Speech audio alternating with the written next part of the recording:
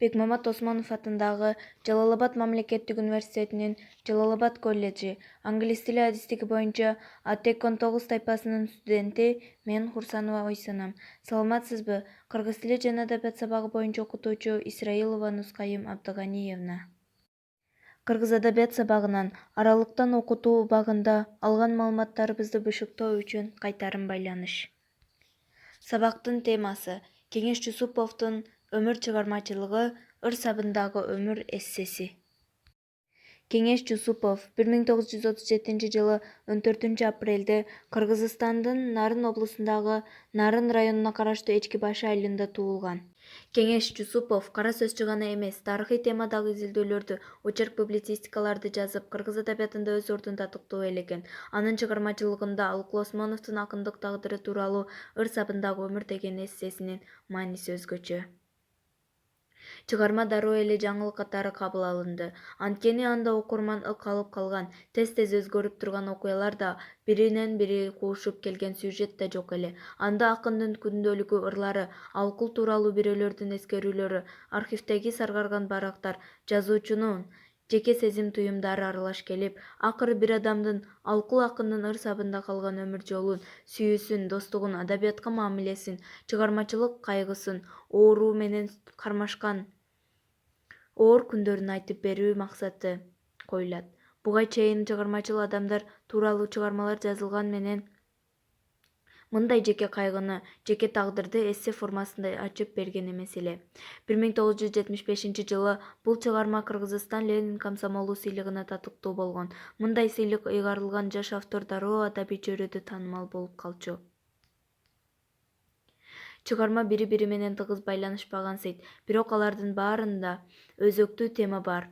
Ал акын жана анын тагдыры, бет ачар жана тыянак деген бөлүмдөрдөн тышкары, алгачкы махабат баяны, асыл жар жана перзент, көл кылаасы, акындын тамы, үч устат, акын казынасы деген 6 бөлүмдөн турат да, жазуучунун айтайын деген ою, образды ачып берүү үчүн колдонгон каражаттары дал ушул 6 бөлүмгө бириктирилет.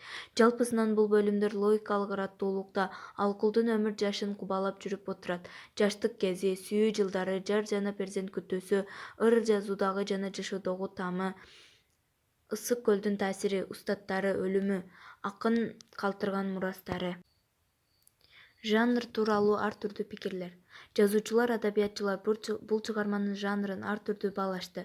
Бири документалдуу повесть десе, бири биографиялык чыгарма дешти, дагы бирөө прозадагы ыр деди, дагы бирлери эссе дешти. Башка да пикирлер айтылды. Негизгиси чыгарманын сырткы формасында эмес, ички мазмунунда, окурман алып чыгаар күнүндө. Залкар жазуучу Түгөлбай Сыдыкбеков 1980 жылы чыгарманы мындай деп баалады. Китепти тил коюп окуган окуучу чоң акындын өмүрүнөн улам ал өз өмүрүн, өз ишин эрксизден катары карар, өзүндөгү кемчиликтерин сезер, көрөр.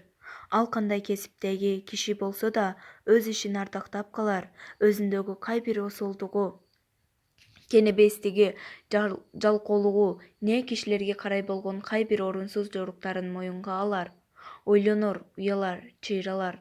Турмуштун ширинине да, ачуусуна да, каарына да, өкүнчүнө да аяр болушту эске алар. Ыр сабындагы өмүрдүн биз байкабаган баасы ушунда. Демек, Кеңеш Жусупов улуу акын тууралуу баянын жөн гана фактыларды келтирип, цифраларды айтуу үчүн жаза салган эмес, китепти окуп, ар бир окурман анын башкы каарманы Алык Осмонов менен өзүн салыштырат, өзүнө өрнөк издейт, эмне үчүн, кандай максатта жашап жатканын аңдап билүүгө жол табат.